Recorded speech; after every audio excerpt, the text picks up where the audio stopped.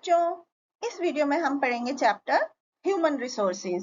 तो बच्चों, पीपल जो है वो हमारे देश के सबसे इम्पोर्टेंट रिसोर्स हैं, क्योंकि they utilize and convert all the natural resources जैसे कि लैंड, वाटर, सॉइल, मिनरल, इनको यूजफुल प्रोडक्ट में कन्वर्ट करते हैं। तो इस तरह से people are the most precious resources and वो जो है country as well as individual के डेवलपमेंट के लिए मोस्ट इम्पॉर्टेंट है।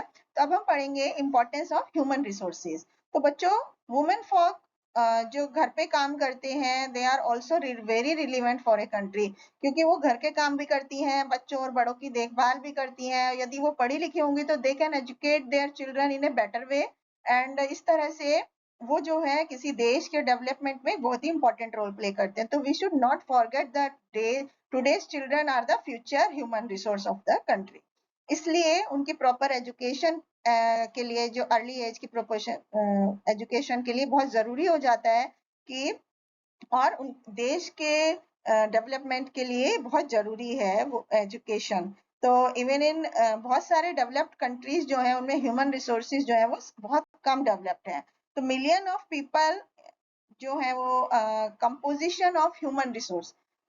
कोई भी देश जो है जो प्रोग्रेस करना चाहता है, तरक्की करना चाहता है, उसको अपने नेचुरल और ह्यूमन रिसोर्स की देखभाल करनी चाहिए, उनको टेक केयर करना चाहिए। कोई भी दुनिया की cost of the world achieve nothing, बिना डेवलपमेंट के किसी कोई भी देश तरक्की नहीं कर सकता दुनिया का, जिनमें 3 चीजें होती हैं: sex composition, age structure and literacy level. ये 3 मेजर फैक्टर है जिनकी बिना कोई देश डेवलपमेंट नहीं कर सकता। तो आइए उनको एक एक करके एग्जामिन करते हैं। तो सबसे पहले सेक्स कंपोजिशन। तो सेक्स कंपोजिशन का मतलब है कि मेल और फीमेल का जो रेशियो है टोटल पॉपुलेशन में, उसका मतलब है। तो सेक्स कंपोजिशन को एक रेशियो में एक्सप्रेस करने को सेक्स रेशियो बोलते हैं, जिसमें कि नंबर ऑफ फीमेल पर 1000 मेल मेंबर्स जो होती है पॉपुलेशन की, वो होती है।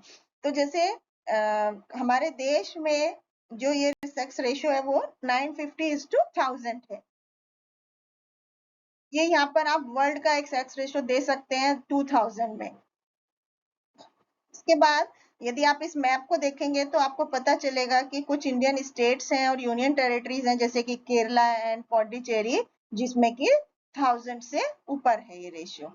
एंड बहुत सारे रीजंस हैं जो कि अनफेवरेबल सेक्स रेशियो के लिए अलग अलग इंडियन स्टेट्स में, यूनियन टेरिटरीज में डिपेंड, मतलब उसके अफेक्ट करते हैं।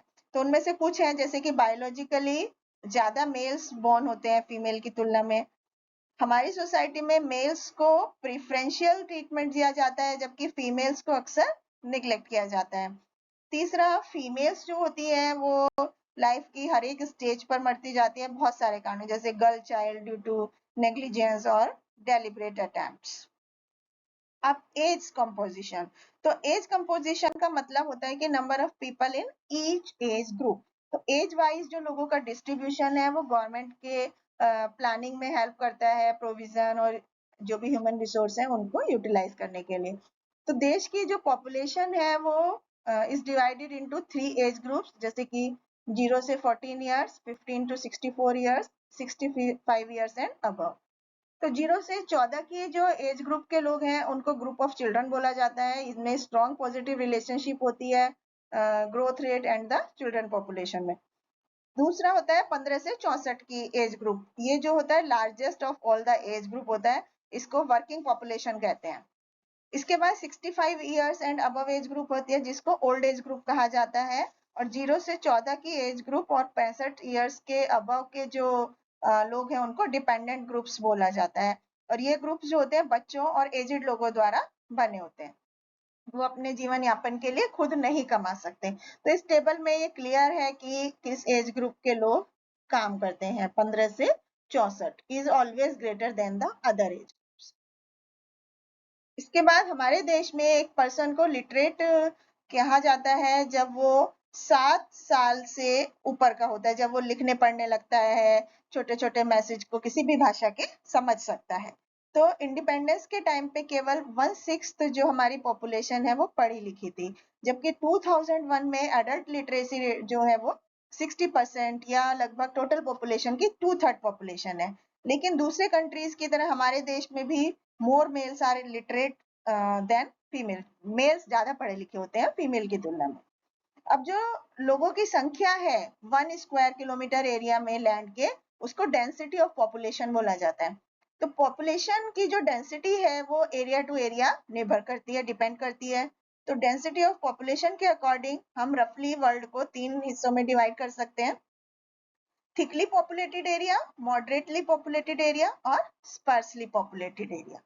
तो सबसे पहले thickly populated area, fertile river valleys होती हैं, इंडस्ट्रीज एरिया होती हैं, ये डेंसली पॉपुलेटेड होते हैं एरिया। ईस्टर्न और सदर्न एशिया जो है वो भी डेंसली पॉपुलेटेड है, इसलिए होता है क्योंकि यहाँ पे कल्टीवेशन बहुत ज्यादा किया जा सकता है। इसके बाद मॉडरेटली पॉपुलेटेड एरिया होते हैं, ये मॉडरेटली जो पॉपुलेटेड एरिया है ये ज्यादातर स्पार्सली और डेंसली पॉपुलेटेड एरिया के बीच में पाए जाते हैं, और ये एरिया जो होते हैं इनमें इरिगेशन की फैसिलिटी होती है, माइनिंग की और नई इंडस्ट्रीज डेवलप करने की। इसके बाद स्पार्सली पॉपुलेटेड एरिया, ऊंचे ऊंचे माउंटेन्स होते हैं, इनमें हॉट डेजर्ट है, कोल्ड डेजर्ट है, ये स्पार्सली पॉपुलेटेड एरिया है। टुंड्रा रीजन जो है नॉर्थ में, या वहां पर घने जंगल होते हैं अमेजोन के या कांगो बेसिन के, जो कि सहारा डेजर्ट भी एक स्पार्स पॉपुलेशन वाले जगह है। इसके बाद फिजिकल फैक्टर्स होते हैं, तो कुछ फिजिकल फैक्टर्स हैं जैसे relief, climatic condition, natural vegetation, soil और वाटर अवेलेबिलिटी। तो सबसे पहले रिलीफ, तो वो प्लेस जो कि जहाँ पर जनसंख्या ज्यादा होती है as compound to the mountainous region, ये स्टीप माउंटेन स्लोप होते हैं, एकदम खड़े पहाड़ होते हैं जिसमें कि एग्रीकल्चर लैंड की अवेलेबिलिटी रिस्ट्रिक्ट हो जाती है, इंडस्ट्री नहीं होती, ट्रांसपोर्टेशन और सेटलमेंट में दिक्कत होती है। तो नॉर्दर्न प्लेस जो होते हैं वो सबसे ज्यादा डेंसली पॉपुलेटेड एरिया है इंडियन में। फिर क्लाइमेटिक कंडीशन है, टेम्परेचर, रेनफॉल, ये सब चीजें किसी एरिया के लोगों के डेंसिटी को निर्भर डिपेंड करती हैं, प्रभावित करती हैं। एक्सट्रीम क्लाइमेट जो होता है वो कंसंट्रेशन को डिस्करेज करता है, जबकि मॉडरेट क्लाइमेट फेवर्स करता है ह्यूमन सेटलमेंट को। फिर नेचुरल वेजिटेशन है, इनएक्सेसिबल और डेंस फॉरेस्ट जो होते हैं वो हॉट और ह्यूमिड एरियाज में ग्रो होते हैं। ऐसी कंडीशंस जो होती हैं लोगों के रहने के लिए को डिस्करेज करती हैं, इसलिए कांगो बेसिन और अमेजोन में no large settlement and population density जो है बहुत कम है। इसके बाद सॉयल, तो अच्छी सॉयल खेती के लिए और दूसरी एग्रीकल्चर एक्टिविटीज के लिए जरूरी होती है, और इस तरह की फर्टाइल प्लेन्स जो है गंगा के, ब्रह्मपुत्र के, वो भारत में है। इसके बाद वाटर अवेलेबिलिटी, रिवर्स जो होते हैं वो फ्रेश वाटर का इंपॉर्टेंट सोर्स है। रिवर्स जो है वो डोमेस्टिक पर्पस के लिए पानी सप्लाई करते हैं, एग्रीकल्चर, इंडस्ट्री और ट्रांसपोर्ट के लिए।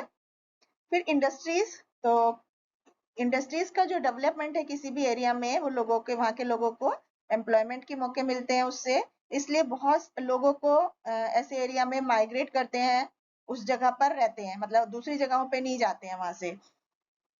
Thus the industrial area support a very high density। इसके बाद स्पेटियल डिस्ट्रीब्यूशन ऑफ पॉपुलेशन, तो ईयर 2001 में वर्ल्ड की पॉपुलेशन में ने 6 बिलियन को क्रॉस कर दिया था, with the present annual growth rate जो कि है 1.6%। तो दुनिया की जो पॉपुलेशन है would be just double in another 45 years. तो इंडिया को की दूसरी रैंक है यूनाइटेड स्टेट, इंडोनेशिया, ब्राजील और रशिया के बाद, इसके बाद आते हैं। एज ऑलरेडी शोन ये पाई चार्ट में कि 60% जो है टोटल पॉपुलेशन का दुनिया की वो एशिया में है, 14% यूएसए में रहते हैं, 13% अफ्रीका में रहते हैं, 12% यूरोप में, और उसके अलावा बाकी जो है वो दूसरे कॉन्टिनेंट्स में रहते हैं। पॉपुलेशन डेंसिटी जो है वो पॉपुलेशन कंसंट्रेशन के इंडिसेस का एक इम्पोर्टेंट है। नंबर ऑफ पर्सन्स जो कि पर स्क्वायर किलोमीटर एरिया में रहते हैं उनको पॉपुलेशन डेंसिटी बोला जाता है उस एरिया की। उसके बाद change of population, change of population का मतलब है कि change in the number of people living in A territory during a specific time, जैसे कि एक डिकेड में। तो लोगों के एक एरिया में रहने की जो संख्या है वो हमेशा स्टेबल नहीं होती, टाइम टू टाइम बदलती रहती है।